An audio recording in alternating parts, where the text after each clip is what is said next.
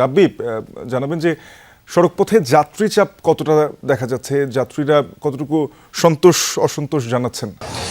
একসাথে অনেক মানুষ কিন্তু আজ বাড়ি ফিরছে এবং সেই দৃশ্য কিন্তু আমরা দেখছি গাবতলী টার্মিনাল এলাকায়। RFL gas stove hassle free auto ignition নিশ্চিত করে ঝামেলাহীন রান্না। আরএফএল গ্যাস স্টোভ নিরাপদ ও ঝামেলাহীন। তেমনি যাত্রী চাপও আছে, গাড়ির জন্য অপেক্ষা করছে অনেকেই বলছেন যে আসলে বাড়তি ভাড়া কথা বলছেন এবং অনেকেই আবার তার নির্ধারিত গন্তব্যে যাবার জন্য বলছেন যে ভাড়াটি নেওয়া হচ্ছে সেটি আসলে প্রতি ঈদই নেওয়া হয়, এটি নিয়ে তাদের কোনো আফসোস নেই, সে কথা কিন্তু বলছেন। দেখতেই পাচ্ছেন যে আমি আছি এখন এই সেলফি স্ট্যান্ড, এখান থেকে অধিকাংশ গাড়ি চলে যায় মানিকগঞ্জ পাটুরিয়া রুটের উদ্দেশ্যে ছেড়ে যায় এবং সেই গাড়িতে কিন্তু প্রতিযোগিতা করেই কিন্তু যাত্রীদের তোলা হয় এবং এই রুটে অসংখ্য গাড়ি এবং সেই গাড়িতে যাত্রী চাপও অনেক।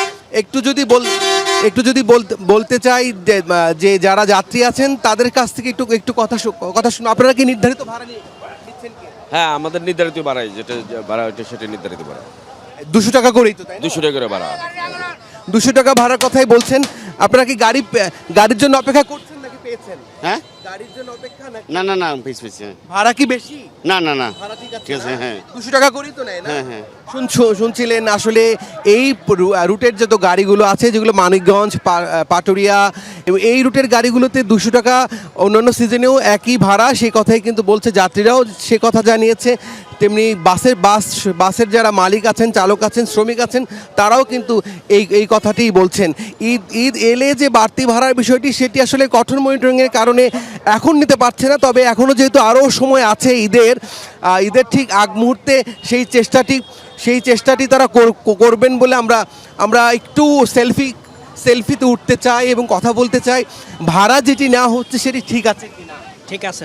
এটি কি স্বাভাবিক ভাড়া? কত করে নিত আগে, এখন কত নিচ্ছে? আগে আমি তো নর্মালি 200 টাকা করে নিচ্ছি, আগে মনে হয়। আগে কত ভাড়া ছিল? 80 টাকা ভাড়া। আমি তো অনেকদিন যাওয়া আসা করি নাই, অনেকদিন পরে আসছি আর কি। 200 টাকা নিচ্ছি। প্রতিদিন যাওয়া আসা করেন কি এই বাসে? কত ভাড়া নেয়? 200 180 নিত, এখন 200 টাকা নিচ্ছি, দেবে স্বাভাবিক আছে। হ্যাঁ, স্বাভাবিক আছে। শুনছিলেন যাত্রীদের কাছ থেকে আসলে 200 টাকা করেই কিন্তু এই রুটে, মানিকগঞ্জ রুটে ভাড়া নিত এবং সেই 200 টাকায় কিন্তু নেওয়া হচ্ছে। রাব্বি, দেখছিলাম যাত্রীদের চোখে মুখেও সেই স্বস্তির ছাপ, একই সাথে বাড়ি ফেরার আনন্দও রয়েছে। ধন্যবাদ আপনাকে।